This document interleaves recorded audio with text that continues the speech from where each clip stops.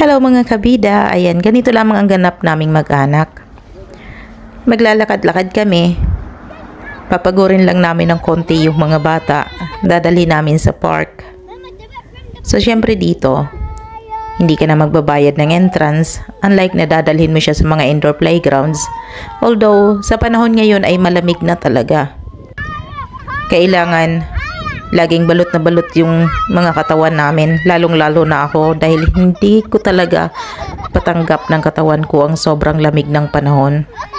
Hindi pa naman ganun as in winter na winter, pero kailangan lagi ako nakabalot.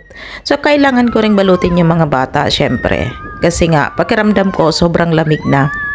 So sa park lang kami, kahit na saang park yun dadayuhin namin para mapaglaro namin sila.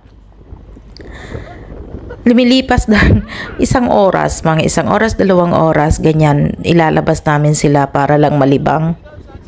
Siguro nagtataka kayo dahil ganito lang kami.